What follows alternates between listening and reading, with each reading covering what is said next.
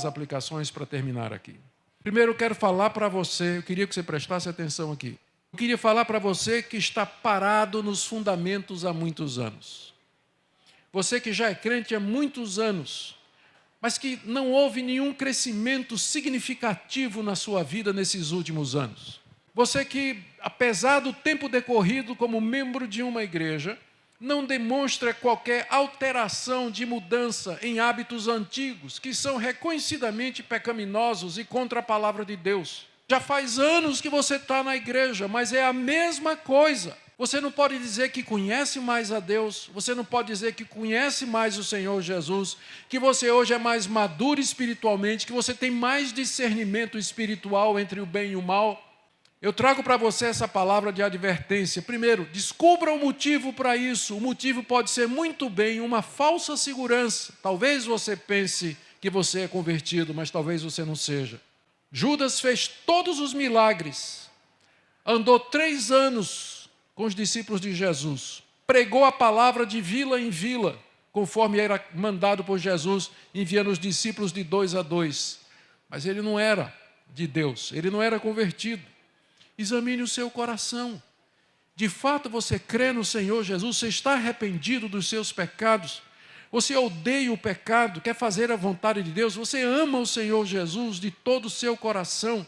Você está disposto a renunciar a qualquer coisa para fazer a vontade dEle, andar no caminho dEle? Confesse, ouça e acolha a palavra de Deus e prossiga. Você que tem tantos anos de profissão de fé no cristianismo, mas que não aparenta, não apresenta de fato uma mudança de vida, uma transformação ou uma vida que identifique você claramente como cristão. E a segunda palavra é para aqueles que estão aqui nessa noite e que têm prosseguido, graças a Deus, e que têm crescido a partir do fundamento e que podem explicar a razão da sua fé, que são capazes de discernir entre o bem e o mal, moralmente falando, e entre o certo e o errado, doutrinariamente falando.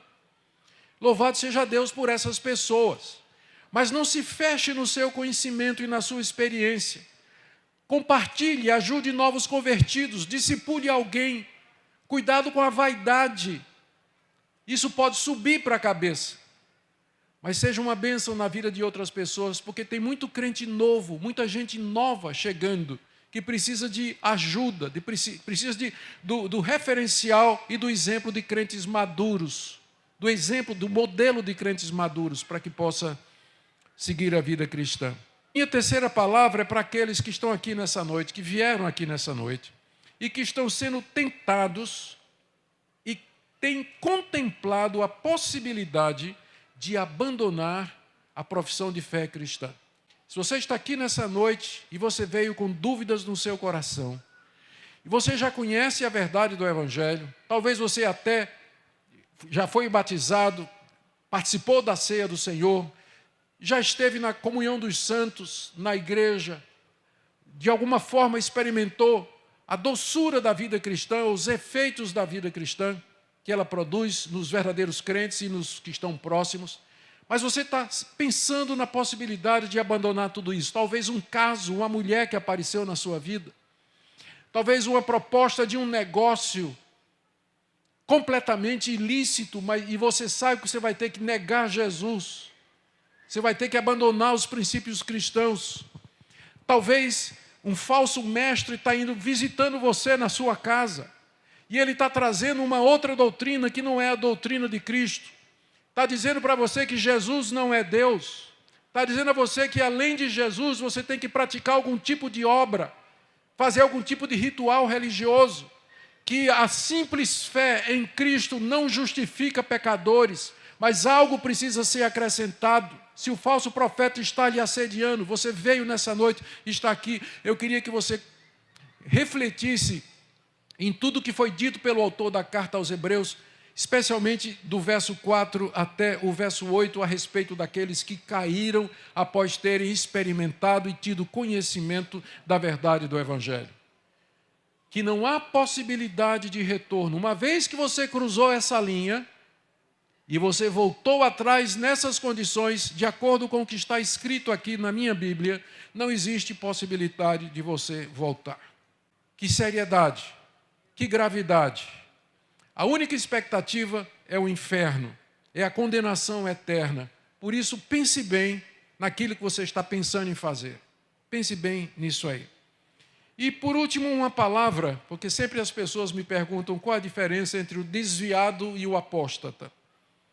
Uma palavra a você que está aqui nessa noite e que saiu da igreja. Você ficou aborrecido com a igreja, você ficou aborrecido com alguém na igreja, você achou que todo mundo na igreja é hipócrita, você não está mais se congregando com ninguém, você saiu, simplesmente resolveu viver sua vida, você abandonou a prática da vida cristã e, num certo sentido, até o evangelho mesmo, mas você nunca blasfemou contra Jesus, você nunca negou que ele é o Filho de Deus, você nunca proferiu contra ele, contra Deus e contra o Espírito Santo insultos e coisas blasfemas e profanas.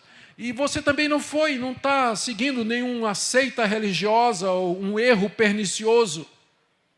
Não é disso que o texto está falando. Eu fui criado na igreja presbiteriana. Eu tive como pastor vários expositores bíblicos muito bem preparados. Cresci ouvindo boa teologia. A teologia que eu tenho até o dia de hoje. Aos 16 anos de idade, abandonei a igreja, atraído pelo mundo, pelos meus amigos, que queriam ir para festa, farra, bebida e mais outras coisas, que eu não vou nem falar aqui, e nas quais eu vivi até os 23 anos de idade, quando um dia Deus me chamou, mudou minha vida até o dia de hoje, 40 anos, vida mudada e transformada e crescendo e contando. Então, eu no tempo que eu estava fora da igreja, eu me lembro que às vezes eu orava. Eu não ia mais para a igreja, não queria saber mais de Cristo. Se os pastores vinham falar comigo, Augusto está desviado, vamos lá ver se ganha ele de volta para Jesus. Eu nem recebia em casa, não queria saber. Mas às vezes, de noite, antes de dormir, eu falava com Deus. Em momentos difíceis, eu pensava em Deus. Alguns amigos meus cometeram crimes, coisa séria, que alguma coisa me impedia de fazer. Alguma coisa me impedia de ir para o fundo do poço tão profundamente como eles foram. Eu era um desviado, eu não era um apóstata. Eu não sei se vocês perceberam a diferença. Então, se você está nessa condição de desviado, a oportunidade de você voltar, de você retornar mediante arrependimento, confissão dos seus pecados, reconciliação com Deus e uma profissão pública do seu erro e do seu retorno ao lar, que é a igreja de Cristo aqui nesse mundo. Queridos, que Deus queira nos ajudar, que Deus nos ajude nessa época de tanta seita, de tanto engano, de tanta mentira, fomentado inclusive pelas redes sociais. Onde você se encontra nessa noite? Onde você está nessa noite? Essa é a palavra que eu queria trazer para vocês. Queria convidá-los a ficar em pé e vamos orar. Se você precisar de ajuda com relação ao seu estado espiritual, Deus tem colocado bons pastores nas igrejas. Há igrejas bíblicas, igrejas que amam a palavra de Deus, pastores que são homens de Deus, que estão prontos para receber você e conversar com você a respeito do seu estado espiritual.